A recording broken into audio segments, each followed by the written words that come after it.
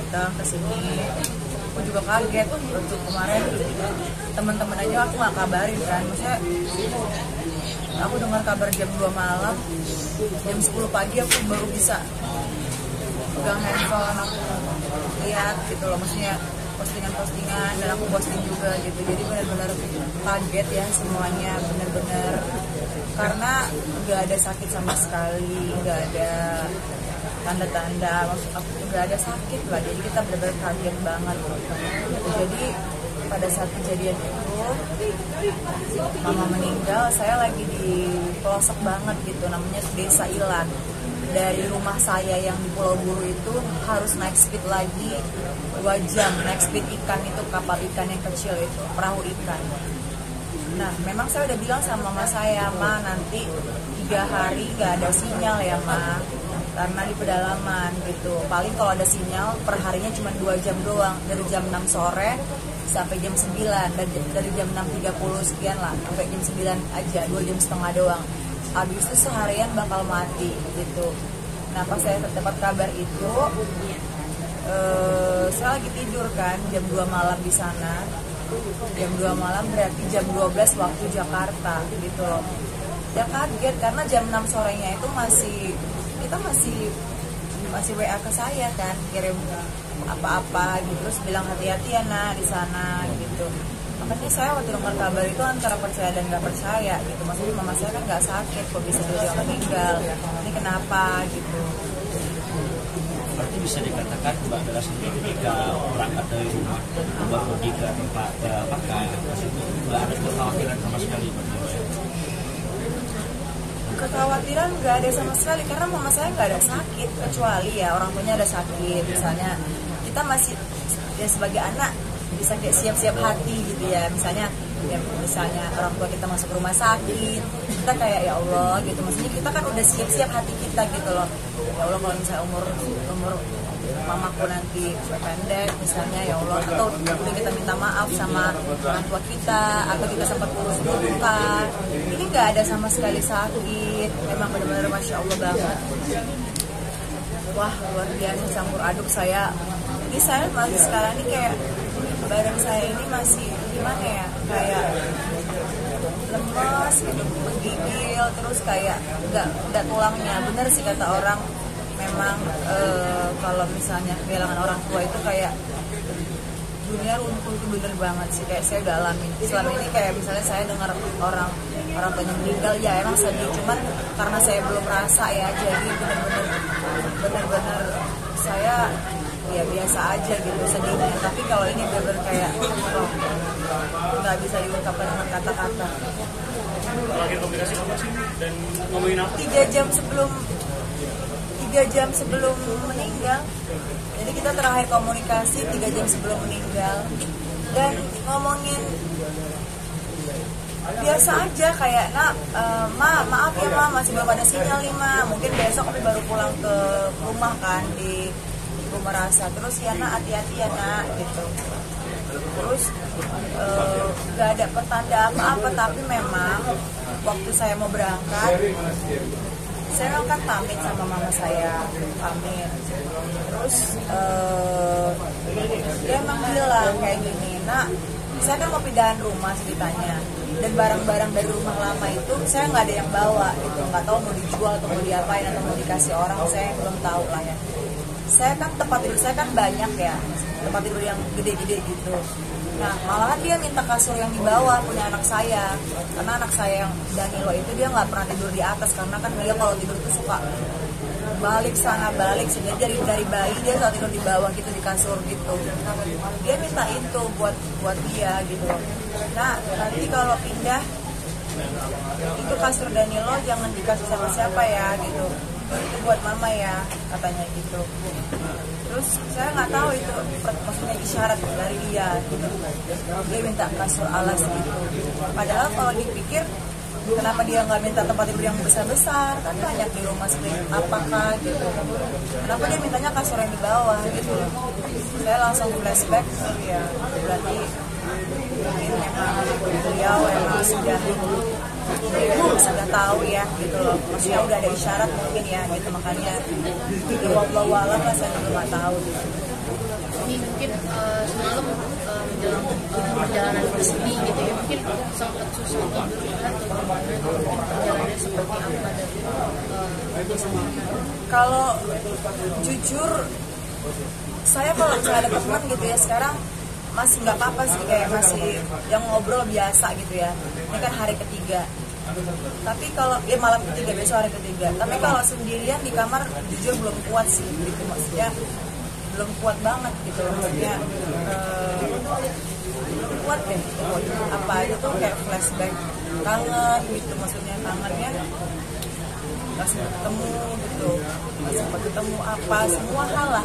Kita kayak otak kita nih kayak jalan terus, kayak memori itu terulang lagi apa aja. Jadi memang kalau saya ada sendirian, saya suruh suami saya cepet dong pulang gitu. Aku masih belum kuat gitu kalau sendirian, jujur. Tapi kalau ada teman mungkin kita ngobrol, jadi kayak pikiran kita kan nggak berpikir banget gitu.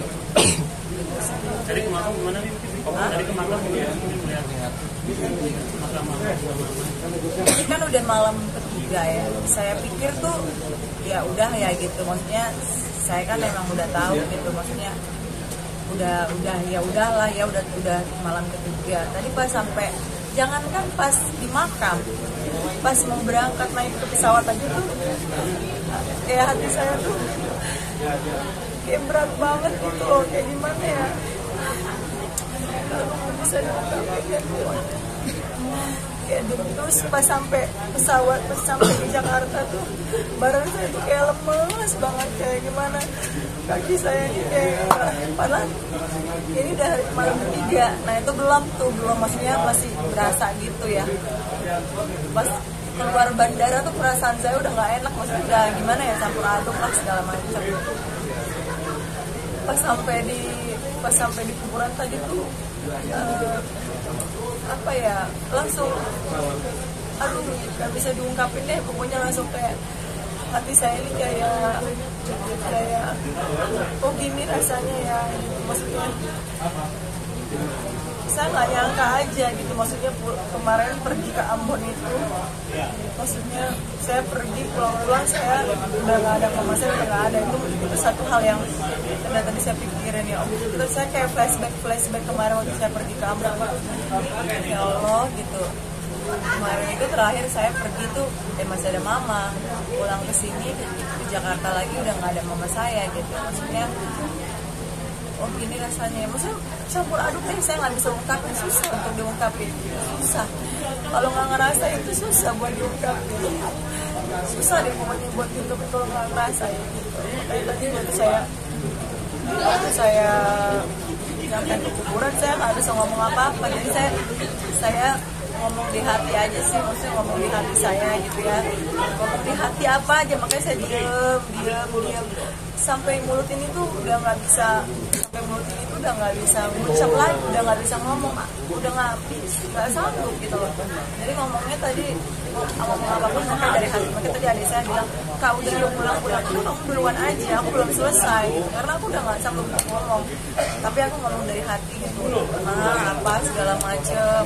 Ya Allah sampaikan, ya Allah sampaikan salam aku kangen, aku salam rindu aku buat mamaku di sana, sambil aku kirimkan Fatihah dari hati. Aku udah nggak sanggup lagi buat bicara Maya, Opi datang ya, udah nggak bisa. Menurut aku ini udah kayak nggak bisa ngomong, yang itu aku kayak badan aku ini kayak rasa gimana ya, kayak rasanya nggak ada tulangnya gitu.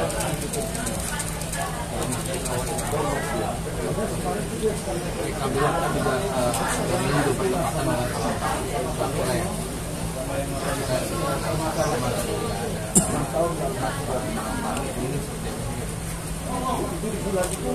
Gila mas gitu.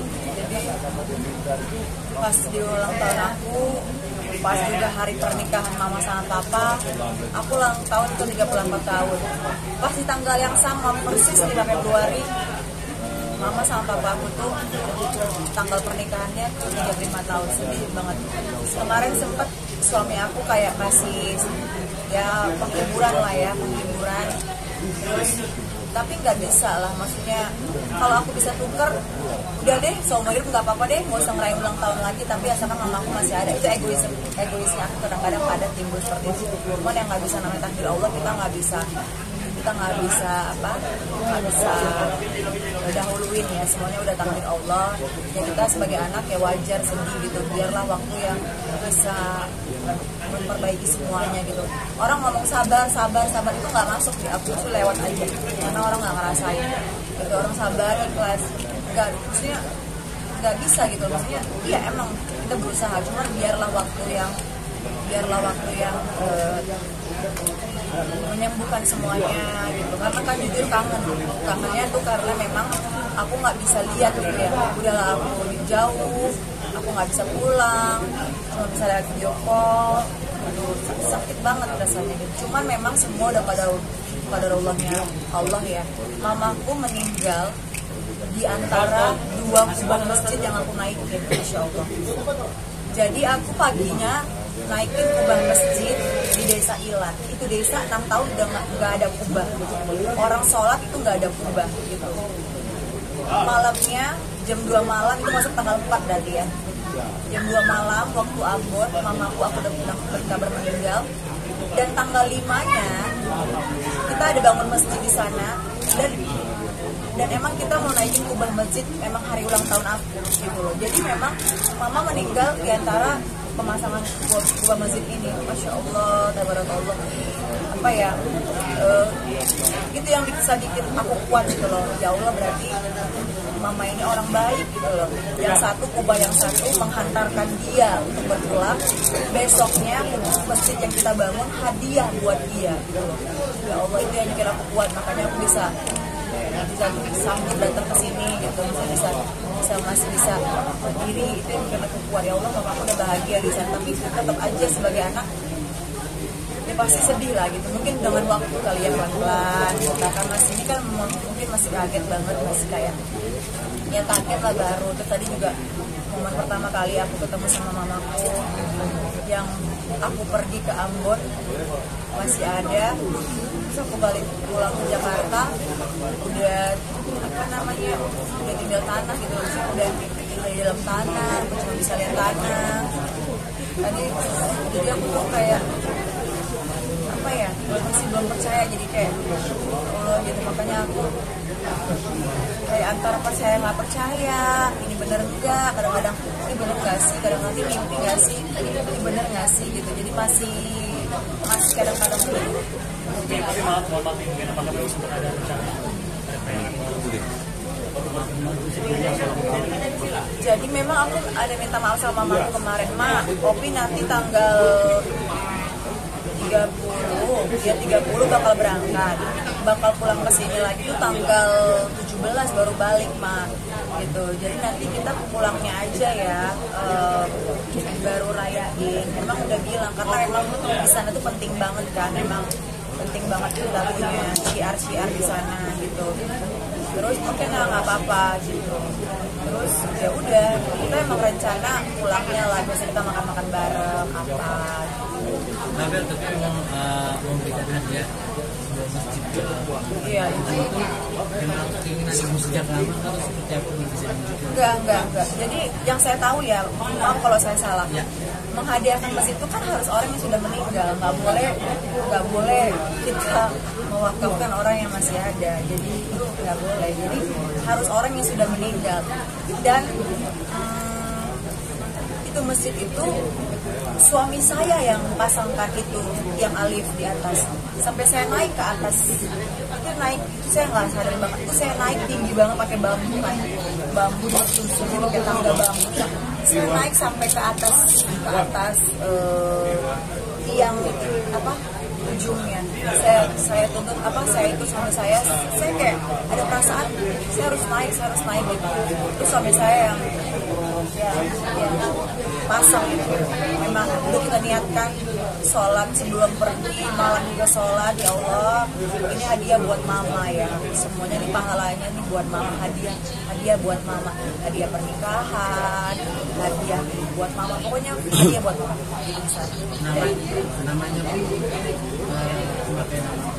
Namanya Rahmatan lil Alamin gitu. Jadi apa namanya ya, seimbang gitu ya. Jadi dengan yang di atas dengan Jadi apa Hah? di Ambon apa? Di Pulau Buru, dari Ambon itu jauh, masih 30 menit naik pesawat. Sampai pas kemarin ngasih surprise sama suami di sini suami. Saya kan waktu dikasih surprise itu kan saya lagi ngaji, dan yang bikin sedih adalah itu kue. Suami saya kan memang tahu saya bakal ulang tahun di sana. Itu kue gede banget tuh, 2 tingkat, sampai orang aja bergotong-gotong bawa. Itu kue awalnya tuh foto saya, dan udah 1 hari sebelum itu tuh udah selesai, happy birthday my wife. Pas H-1 sehari itu dirubah semuanya desainnya. Di atasnya fotonya diganti sama foto mama saya, foto keluarga lah, turut berduka cita.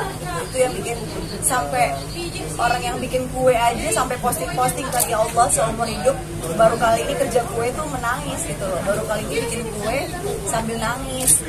Banyak banget story kue ini gitu, dari yang awalnya happy birthday istriku jadi berganti turut berduka cita. Itu kuenya gede banget tuh, tingkat 2 gitu kan gitu loh. Wah luar biasa. Tapi ya mungkin suami saya ya berterima kasih juga sama suami saya, mungkin dia mau sedikit menghibur mungkin ya, maksudnya keluarga juga di sana mau menghibur juga gitu, menghibur mungkin biar supaya nggak terlalu sedih, biar supaya nggak terlalu kepikiran. Tapi mau apapun itu nggak bisa digantikan kayak suami saya kemarin ada kasih saya hadiah ya, dia emang dia udah siapin lama sih, ada gelang dia kasih saya, saya seneng nggak, hati saya tuh kayak mau satu dunia dikasih ke saya pun kayak nggak ada artinya gitu loh, maksudnya nggak ada rasanya gitu, maksudnya tentu ibu tuh paling penting. Saya tuh baru menyadari banget, maksudnya setelah kehilangan kayak gini tuh baru saya tahu banget gitu, baru saya tahu rasanya kehilangan seperti apa, rasanya rindu, tapi kita nggak bisa berdiri. Terus bertanya-tanya di sana tuh mama gimana ya, maksudnya gimana ya, pokoknya campur aduk deh. Baru sekarang saya rasain gimana rasanya. Berarti bisa dikatakan nggak ada firasat sama sekali ya? Nggak ada firasat sama sekali. Nggak ada firasat.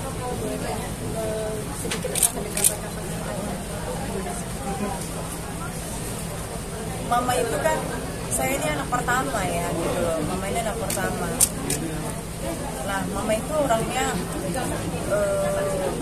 baik gitu. Terus dia memang agak tegas gitu loh, kalau dia sama orang-orang yang dia misalnya salah, dia pasti ngomong salah. Terus kemarin waktu mama pernah operasi, pokoknya banyak hal lah kita udah laluin gitu loh. Terus dia sayang banget sama menantunya, dia sayang banget sama cucunya, orangnya perhatian. Terus dia itu orangnya sederhana banget, Masya Allah banget, sederhana banget, kerja keras. Nah itu yang paling saya ingat dari saya kecil gitu, kerja keras, mandiri juga, sebagai perempuan mandiri ya. Terus gigih banget. Dia tuh kadang-kadang susah buat dilarang. Kadang-kadang dia suka misalnya buka usaha ini, nanti udah selesai mama buka warung beras tapi itu biarin aja, karena itu memang dia hobi gitu. Nanti udah mama kayaknya jangan deh, mama mau buka ini aja, kopi kemarin buka kopi. Terus udah berapa bulan, kak kayaknya sepi kak kopi itu kak gitu.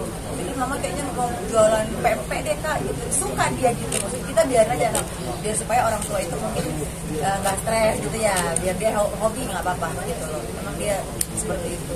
Ada nggak sih pesan dari mama yang selalu apa yang dari dulu? Kadang-kadang ini ada satu hal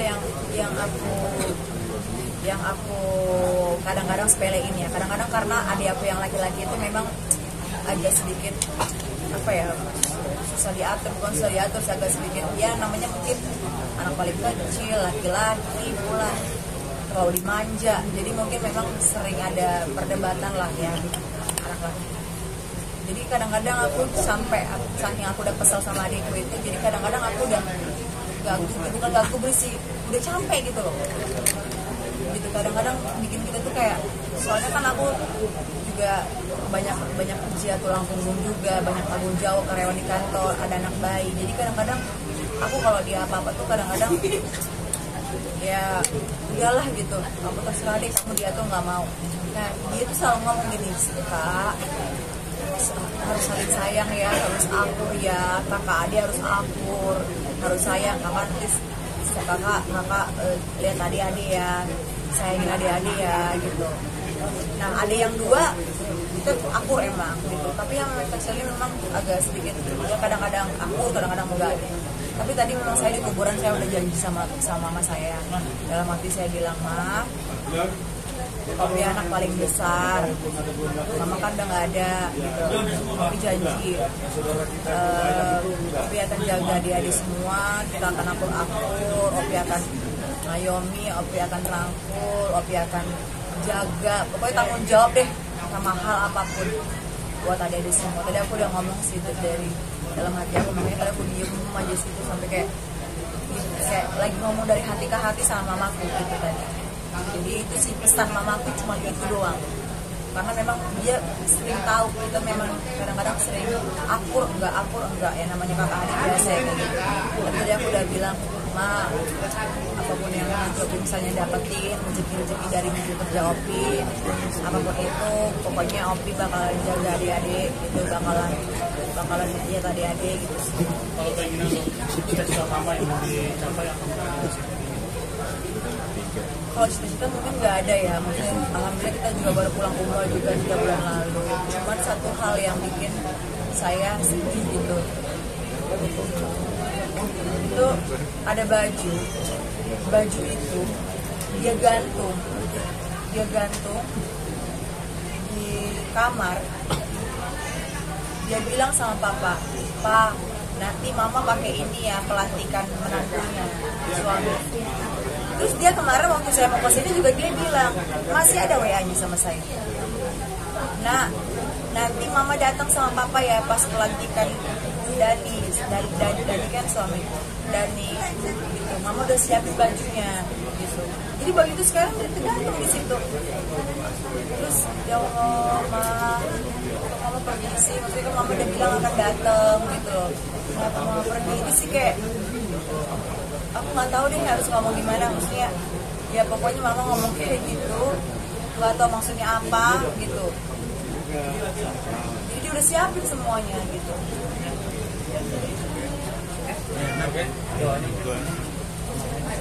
Ya,